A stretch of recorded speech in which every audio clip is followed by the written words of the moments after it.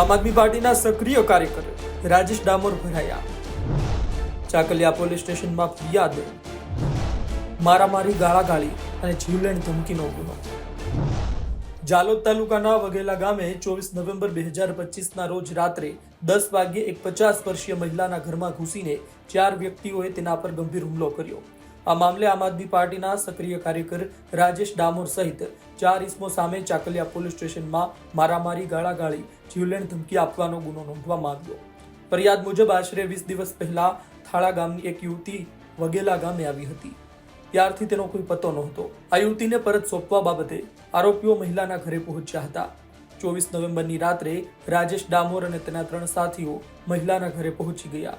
અમારી છોકરી કેમ સોંપતા નથી તેમ કહી ઉશ્કેરાઈ ગયા। મહિલાએ છોકરી મળશે તો સોંપી દઈશું તેમ કહેતા ચારેય આરોપીઓએ અપશબ્દ બોલી મહિલાને લાતો અને ઘૂંટણથી માર માર્યો હોવાની વાત કરવામાં આવી હતી।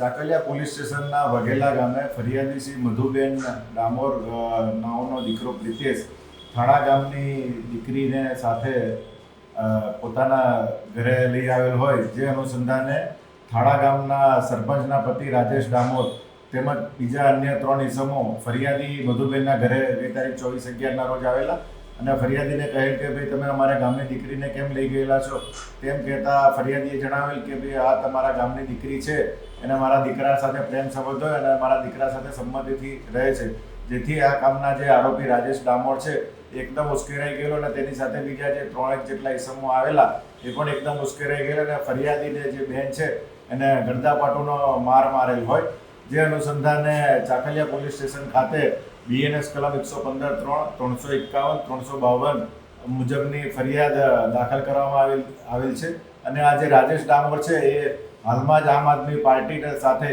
જોડાયેલો હોવાની હકીકત જાણવા મળેલ છે।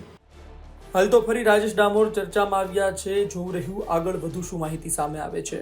સંવાદદાતા ધ્રુવ ગોસ્વામીનો અહેવાલ, ગુજરાત તક, દાહોદ।